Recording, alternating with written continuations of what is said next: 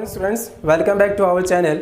Today in this lecture, we are continuing with the exercise 3.2 from question number 5. In the last video, हमने आपको question number 4 तक कराए थे, जिसमें आपको depending on the ratio of the given system of equation, है ना, जो पेयर ऑफ इक्वेशन आपको दिया गया था, उनके रेशियो चेक करके हमने ये पता लगाया था कि कौन सी लाइन किस सॉल्यूशन को रिप्रेजेंट करती है, किस लाइन के कैसे सॉल्यूशंस होते हैं, सॉल्यूशन अगर कंसिस्टेंट है, कंसिस्टेंट है तो हम उनको कैसे निकालेंगे, ग्राफिकल मेथड से कैसे रिप्रेजेंट करेंगे, जस्ट लाइक दैट. ठीक है, ये कुछ क्वेश्चंस हमने किए थे. अब क्वेश्चन नंबर 5, 6 और 7 तीन क्वेश्चन और बचते हैं इस एक्सरसाइज 3.2 के. वो क्या है वो देख लेते हैं. They totally are the word problems. Total question है वो सारे क्या है, वर्ड प्रॉब्लम को रिप्रेजेंट करते हैं. मतलब आपको वहाँ से इक्वेशन खुद को बनानी होंगी, उसके बाद आपको उनको सोल्व करना होगा. जो क्वेश्चन नंबर 5 से पहले जितने भी क्वेश्चन थे उनमें इक्वेशन आपको डायरेक्ट दी गई थी. उन दी गई इक्वेशन में आपको ईजिली आपने क्या किया, उसको रेशियो चेक करके फाइंड कर लिया कि सॉल्यूशन कैसे हैं, कंसिस्टेंट हैं, इनकंसिस्टेंट हैं, कितने सॉल्यूशन हैं, कैसी लाइन्स हैं, वो आपने रेशियो चेक करके इजीली फाइंड कर लिया. लेकिन क्वेश्चन नंबर 5, 6, 7 में कुछ ऐसे क्वेश्चंस हैं जिसमें कुछ थ्योरी दी है आपको, उस थ्योरी से आपको इक्वेशन बनानी, पहले तो इक्वेशन बनाने के बाद उनको सोल्व करना है. तो look at the board please. Question number 5, half the perimeter of rectangular garden. एक रेक्टेंगुलर गार्डन है जिसका पेरीमीटर हाफ, जिसमें whose length is 4 more than its width. उस रेक्टेंगुलर गार्डन की जो लेंथ है वो 4 ज़्यादा है किससे, विड्थ से. Because in a rectangular garden, in a rectangular shape, length is always more than breadth. Is 36 metre. Find the dimension of the garden. क्या कहते हैं कि half the perimeter of rectangular garden. Perimeter का half एक rectangular garden का, जिसकी length उसकी breadth से 4 ज़्यादा है, वो कितना है, 36. तो कहता है कि find the dimension of the garden. आप उस गार्डन की क्या बताएं, डायमेंशन बताएं. ठीक है, तो डायमेंशन बताने के लिए हमें क्या करना होगा, वहाँ से क्वेश्चन को उठाना पड़ेगा, इक्वेशन ड्रॉ करनी पड़ेगी. तो क्या कहते हैं क्वेश्चन में, क्वेश्चन कहता है कि half the perimeter of rectangular garden. मान लीजिए आपके पास कोई रेक्टेंगुलर गार्डन है कुछ इस शेप में. उस रेक्टेंगुलर गार्डन की एक आपके पास लेंथ होगी, एक आपके पास ब्रेड्थ होगी. ठीक है, हम क्या करते हैं सॉल्यूशन में, क्या कहते हैं, let the length and breadth of a rectangular garden are x metre and y metre respectively. हमने क्या किया, let the length and breadth of a rectangular garden are x metre and y metre respectively. मैंने क्या किया, length को x metre मान लिया और y मान लिया ब्रेड्थ को. ठीक है, अकॉर्डिंग टू क्वेश्चन ये कहता है कि half the perimeter of rectangular garden. Everybody knows that the perimeter of a rectangle is what, 2 times of length plus breadth.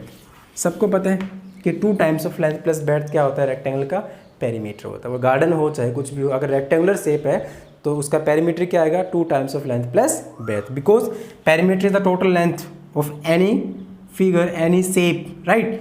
तो टोटल लेंथ क्या हो जाएगी, L प्लस B. ये भी तो L है आपकी और ये क्या है बेटा, B. तो L प्लस 2B, तो 2L plus 2B, 2 is common, L plus B. इसका हाफ कितना होगा, L प्लस B. क्वेश्चन में तो यही कहना है, half the perimeter of rectangular garden. तो इसका हाफ क्या हो जाएगा, L प्लस B, और वो कितना दिया आपको, शायद 34 मीटर दिया है. कितना दिया है, 34 मीटर. तो मेरे पास लेंथ मैंने क्या मानी हुई है, x, और ब्रेड्थ क्या मानी, y.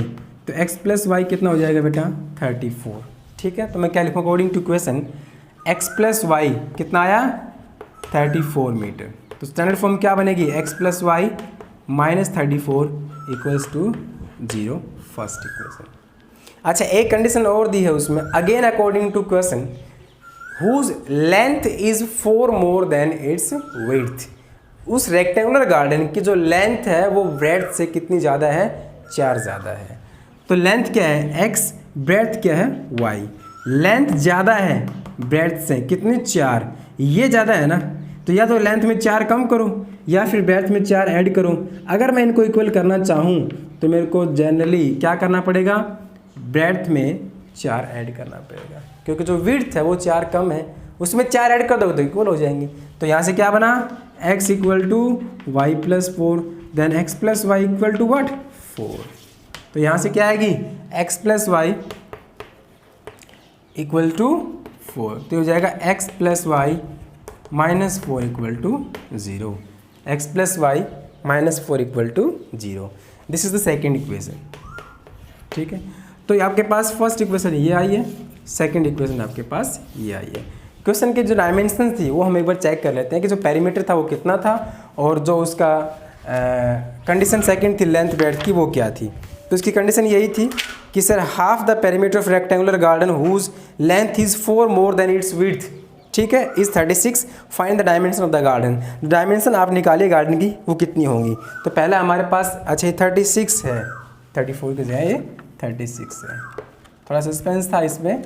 x प्लस वाई जो आपका है वो पेरीमीटर कितना है 36 है, ठीक है। और जो सेकंड इक्वेशन थी उसमें आपके पास ये सही है। तो अब क्या करेंगे आप, हम चेक करेंगे रेशियो, हम क्या करेंगे रेशियो चेक करेंगे। देखिए पहली इक्वेशन बन गई आपके पास x plus y equal to 36 और सेकंड बन गई आपके पास x। अच्छा एक बात और, यहाँ से देखिए प्लस वाई था आपका, आपने लेफ्ट हैंड साइड में लेके आए इसको, कैसा हो गया माइनस वाई। तो x minus y equal to 4, क्योंकि देखिए ना आप कि अगर आप सॉल्यूशन अगर निकालते हैं, सॉल्यूशन अगर आप निकालते तो अगर यहाँ प्लस होता तो देखो a1/a2 b1/b2 रेशियो चेक हो जाता, इक्वल हो जाता ये वाला, और ये इक्वल नहीं होता। और अगर a1/a2 इक्वल्स टू b1/b2 हो जाता और लास्ट वाला इक्वल होता तो पैरेलल लाइन हो जाती, पैरेलल लाइन के तो कोई सॉल्यूशन होते ही नहीं, तो इनके सॉल्यूशन तो कभी आते ही नहीं। ठीक है, तो क्या करेंगे, हमारे पास जो कंडीशन थी क्वेश्चन की वो ये थी कि रेक्टेंगुलर गार्डन का जो पेरीमीटर उसका हाफ, तो पेरीमीटर क्या लिखा था हमने 2 टाइम्स ऑफ l प्लस बी, तो हाफ क्या हो जाएगा l प्लस बी that is 36। Then what is x plus y? That is 36. Then equation of first x plus y equal to 36. Then x plus y minus 36 equal to 0. Second जो length थी वो विड्थ से 4 ज़्यादा थी length, तो मैंने width में 4 add कर दिया तो कितनी हो गई, इक्वल हो गई। तो प्लस y इधर आया minus y, then x minus y equal to 4, then x minus y equal to 4, then x minus y minus 4 equal to 0। These are the 2 standard form of the equation of lines. Now we check the ratio. देखो यहाँ coefficient 1 है, यहाँ भी 1 है, तो a1/a2 कितना हुआ 1/1, ये 1 और ये -1, 1/-1 दैट इज। तो आप चेक करेंगे, देखो ये 1/1 ये -1/1, तो 1 इज नॉट इक्वल टू -1 आएगा ना, 1 -1, इसका मतलब क्या हुआ a1/a2 is not equal to b1/b2। By checking the ratio of a1, a2, b1, b2 we find that a1/a2 is not equal to b1/b2। इसका मतलब ये हुआ कि सिस्टम ऑफ इक्वेशन जो हमारे पास है वो क्या रिप्रेजेंट कर रहा है, इंटरसेक्टिंग लाइंस। और इंटरसेक्टिंग लाइन के कितने सॉल्यूशन होते हैं, 1 सॉल्यूशन, और वो 1 सॉल्यूशन हमें बताना है जो इक्वेशन का है। 1 सॉल्यूशन किसका आएगा, सॉल्यूशन क्या आता है, value of x and y, value of the variable gives the solution. तो और वेरिएबल की वैल्यू जो है एक्स और वाई वो ही हमें सॉल्यूशन देगी, क्योंकि हमारी एक्स क्या है लेंथ है और वाई क्या है ब्रेड्थ है। तो हम इन 2 इक्वेशन को ध्यान में रखते हुए हम सॉल्यूशन बनाएंगे, किससे, ग्राफिकल मेथड से, और हम फाइंड करेंगे कि क्या लेंथ होगी और क्या ब्रेड्थ होगी। फर्स्ट इक्वेशन थी आपकी x प्लस वाई माइनस 36 और सेकंड आपकी x माइनस वाई माइनस 4। ठीक है, तो मैं यहाँ इक्वेशन लिख रहा हूँ, हम उनके सॉल्यूशन फाइंड करेंगे। क्या है first, x plus y minus 36 equal to 0, और सेकंड है बेटा x minus y minus 4 equal to 0। तो वही x plus y equal to what plus 36, what is the x 36 minus y, यहाँ से क्या आएगा x minus y equal to plus 4, then what is x y plus 4, y उधर गया तो plus का हो गया ना, ये आपके पास यहाँ से आ गया।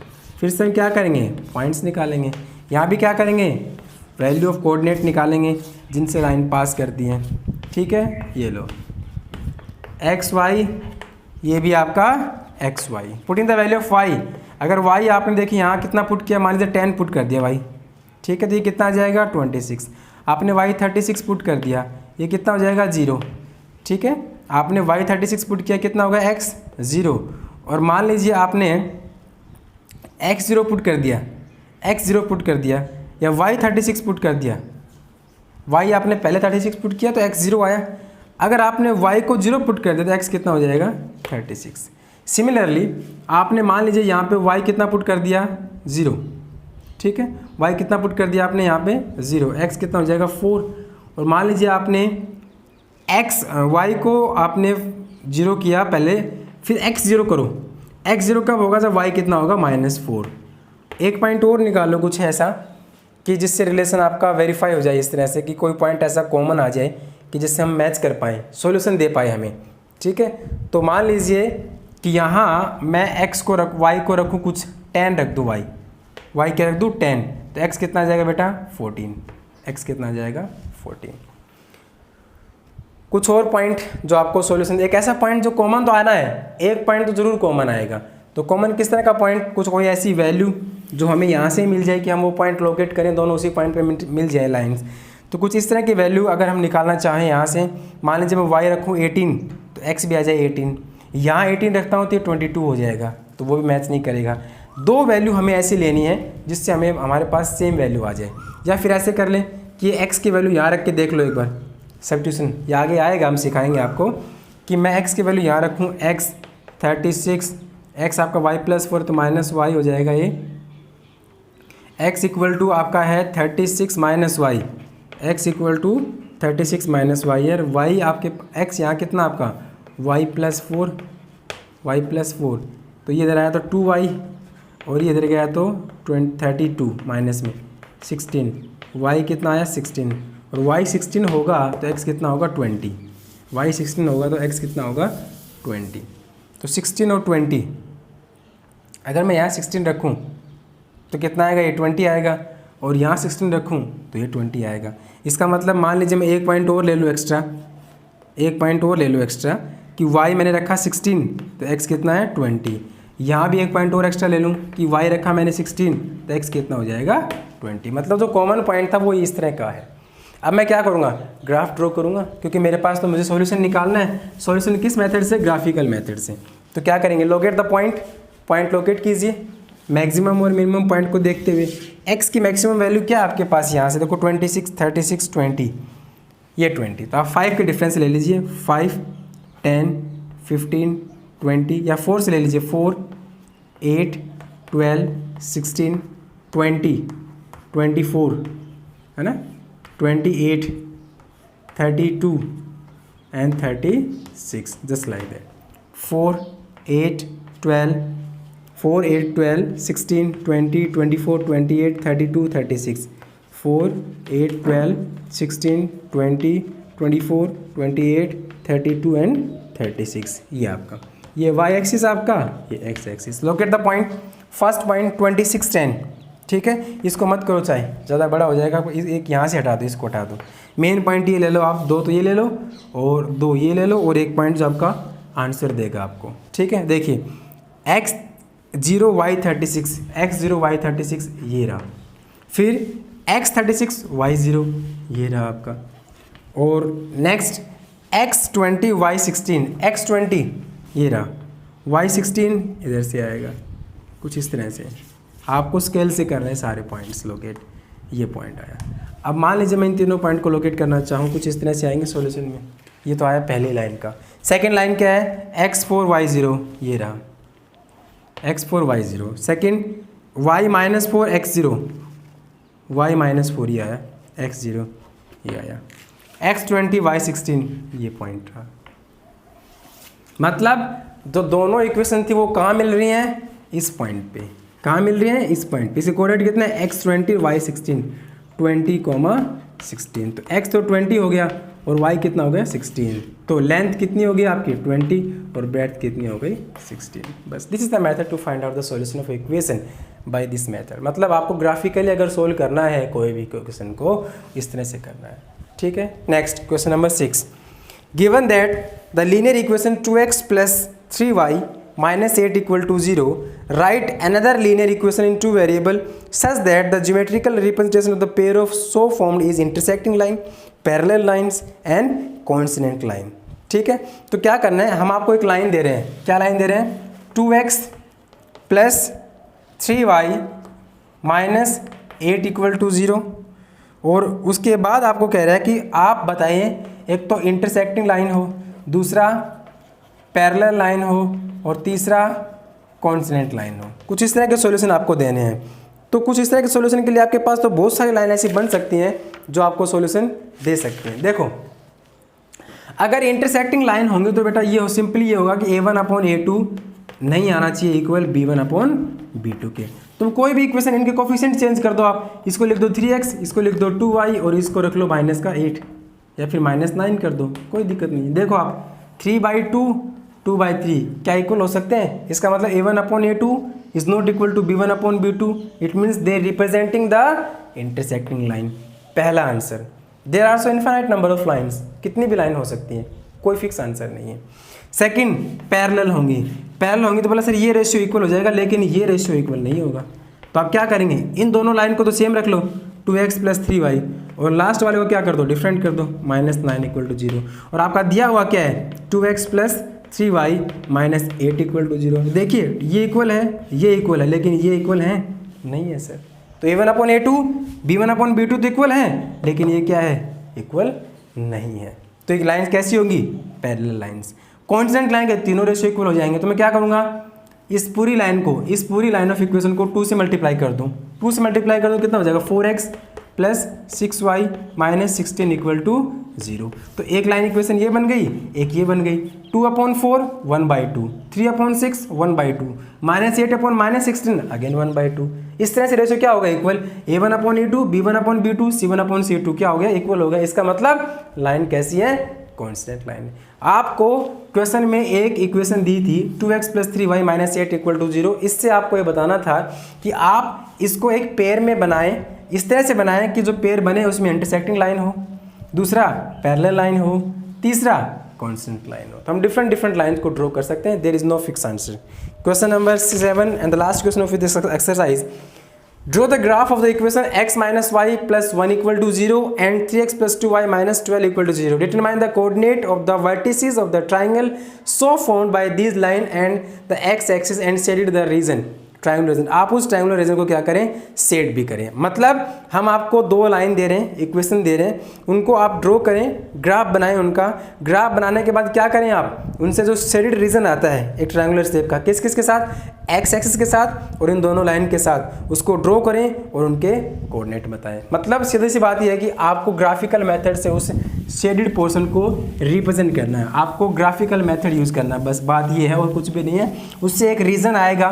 रीजन कब आएगा, जब लाइन इंटरसेक्ट करेंगे, और इंटरसेक्ट करेंगे तो कहीं ना कहीं कोई क्लोज रीजन तो बनेगा। और किस किस के बीच में बनना है, एक तो एक्स एक्सिस के बीच में, एक आपका है दोनों लाइंस में। तो क्या इक्वेशन दी है क्वेश्चन नंबर 7 में, pair of equation is what, x - y + 1 = 0 and second one is 3x + 2y - 12 = 0। ये दिया है आपको, ठीक है। इससे आपको सिस्टम ऑफ इक्वेशन का वो बताना है कि किस तरह की लाइंस, किस तरह का रीजन आपके पास आएगा। देखिए 1/3 - 1/2, अगर रेशियो चेक किया जाए, lines A1/A2 is not equal to B1/B2, it means they are intersecting line, only one solution is there.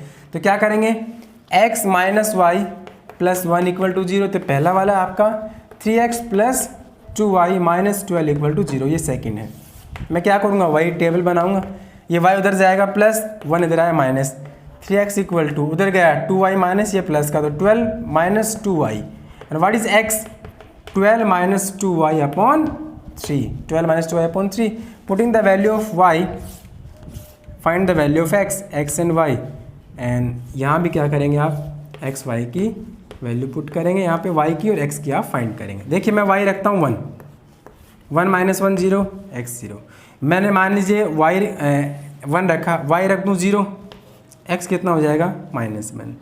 y रखा मैंने 3, x कितना हो जाएगा 2। यहाँ से देखिए मैंने y को रखा 0, y क्या रखा 0, कंप्लीट 0, 12/3 4। मैंने y को रखा 6, 2 6 12, 12 - 12 0, 0/3 0।